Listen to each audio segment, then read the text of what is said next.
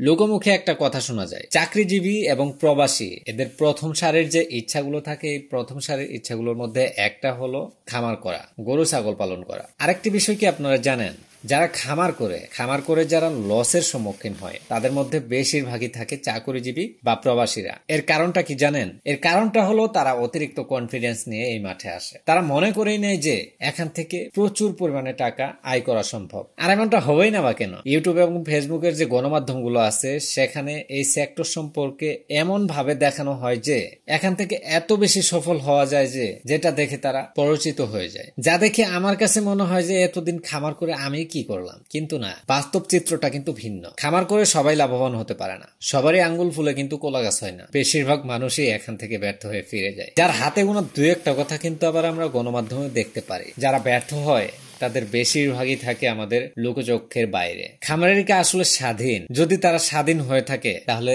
তারা কি কি স্বাধীনতাগুলো ভোগ করে থাকে? এই প্রশ্নটার উত্তর দেওয়ার আগে আরেকটি প্রশ্ন আমি আপনাদেরকে করছি। স্বাধীনতা বলতে আপনি আসলে কি বুঝেন? স্বাধীনতা বলতে আপনি কি আর্থিক স্বাধীনতা বুঝেন নাকি অন্যান্য বাহ্যিক দিকগুলোকে বুঝেন? যদি আপনি স্বাধীনতা বলতে অর্থনৈতিক স্বাধীনতাকে বুঝে থাকেন তাহলে সেক্ষেত্রে কিন্তু এটা প্রবাসী ভাইরা এবং চাকরিজীবীরাই ভোগ করতেছে। আর যদি আপনি বাহ্যিক স্বাধীনতা বা অন্যান্য স্বাধীনতা গুলোর কথা ভেবে থাকেন সেক্ষেত্রে সেটা কিন্তু খামারিরাই ভোগ করে থাকে। আপনার কাছে কি মনে হয়, কেউ কি ইচ্ছা করে খামারি হয়? এর উত্তরটা আপনার কাছে কি আসে? আমার কাছে এর উত্তরটা আসে না, কেউ ইচ্ছা করে খামারি হয় না। ভালো স্যালারি পাওয়ার লোভ প্রত্যেকটা শিক্ষিত মানুষেরই আছে। কেউ যদি বলে তার চাকরি করার ইচ্ছা নেই তাহলে সে অবশ্যই মিথ্যা বলছে। তার কারণ কি জানেন? আমরা এমন একটা সমাজ ব্যবস্থার মধ্যে বসবাস করি যেখানে একজন চাকরি করে মাসে যদি 10,000 টাকা ইনকাম করে, আরেকটা ছেলে খামার করে যদি 20,000 টাকাও ইনকাম করে, এই সমাজ ব্যবস্থায় ওই ব্যক্তি কিন্তু ওই 10,000 টাকা ইনকাম করা ব্যক্তির মতো সম্মান পায় না। স্বাধীনতা বলতে যদি আপনি লোকমুখের সম্মানটা বুঝে থাকেন তাহলে সেটা কিন্তু